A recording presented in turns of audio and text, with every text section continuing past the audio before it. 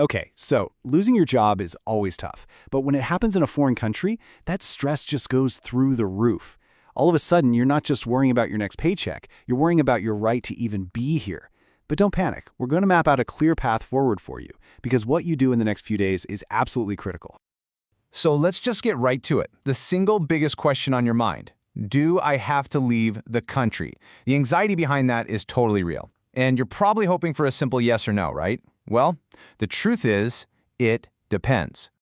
In fact, your whole future here, what you have to do next, what your rights are, what you're on the hook for, it all boils down to one single piece of paper that you already have in your wallet or your desk drawer. Yup, that's it, your residence permit. You might think of it as just another ID card, but right now, it's the most important document you own. It's your personal rule book that lays out exactly what you need to do now that you've lost your job. So, to make this super simple, we're going to look at this like 3 completely different stories, 3 separate paths. Depending on what your permit says, you're on one of these paths. The most important thing is to figure out, right now, which one is yours. Let's think of it this way. If you have temporary protection, you're on what we'll call the safety net path. If your permit is a temporary residence tied to your job, then you're on the ticking clock path, and every single second counts. And if you have permanent residence, well, you're on solid ground. So let's break down what each of these paths actually means for you. All right, first up, the safety net path. This is for all of you who hold temporary protection status or Odídenec. If that's you, I want you to just take a deep breath. Here's the most important thing you need to know. Your legal right to be in Slovakia has nothing to do with your job. Losing your job does not put your residence status at risk. It's secure. But, and this is a big but, that doesn't mean you can just sit back and do nothing. There is one crucial, time-sensitive thing you absolutely have to do. And this is it. You have exactly 8 days, that's it, to go to your health insurance company. See, your old employer has already told them you don't work there anymore. Now you have to make sure they switch your status so the government starts paying for your insurance. You want them to classify you as a state payer. If you miss this, you could accidentally get listed as a self-payer and start racking up debt without even knowing it. This is the one piece of paperwork you cannot forget to do. Now, what about money? Well, you've got a couple of options. If you've worked here and paid into the system for at least 2 of the last 4 years, you can apply for regular unemployment benefits. If you haven't worked that long, don't worry, there's another safety net called Assistance in Material Need. For both of these, you'll need to head to the Labor Office, or as it's called here, UPSVR. Okay, time for our second path. And you'll notice the tone here is going to change completely. This is the ticking clock path. This is for anyone whose temporary residence permit is specifically tied to their job. For you, losing your job isn't just a personal problem, it's a major legal event that kicks off some serious, immediate obligations.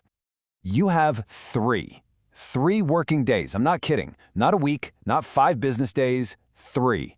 From the day your job ends, you are legally required to tell the foreign police.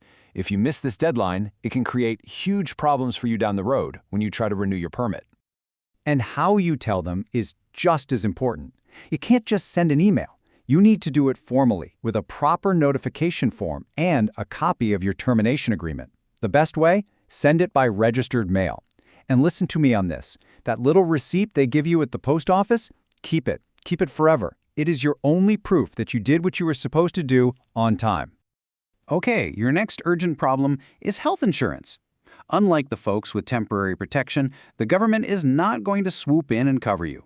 The second your employer deregisters you, the system automatically flips you into a category called samoplatitel, which just means self-payer. And this is not optional. You are now on the hook for your own health insurance, which in 2025 is going to be around €107 a month.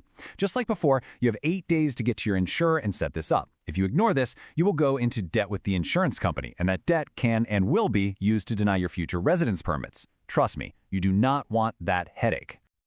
Now, it's not all bad news. After you report your job loss to the police, the law gives you a 60-day protective period to find a new job. But here's the reality check. The paperwork for a new job permit is slow.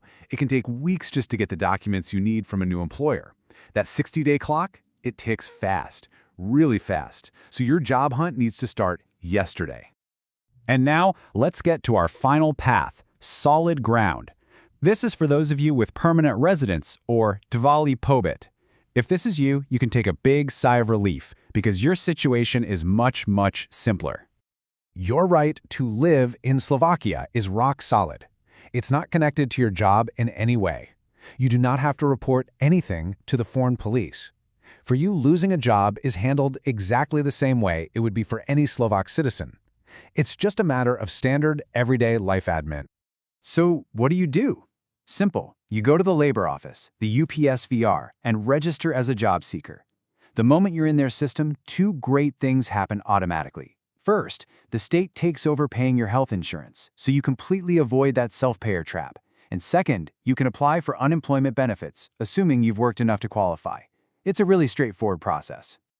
Okay, we've walked through the three very different paths. Now let's pull it all together and zoom in on the most important takeaways, no matter which group you're in.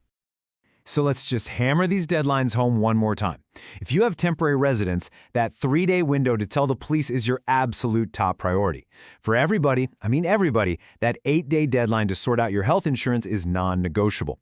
And for those on the ticking clock path, that 60-day window is your entire game. It's your shot to find a new job and secure your right to stay. This table really puts it all into perspective. The differences are just night and day. Is your residence at risk? Only for one group. Do you have to report to the police? Only for that same group. And just look at the health insurance difference. State paid versus over 100 euros out of your own pocket. But hang on, look at that last row, the 5-year clock. That brings up one final, really important point for your long-term plans. And this is a huge strategic consideration. The temporary protection status gives you incredible safety and stability right now, which is fantastic.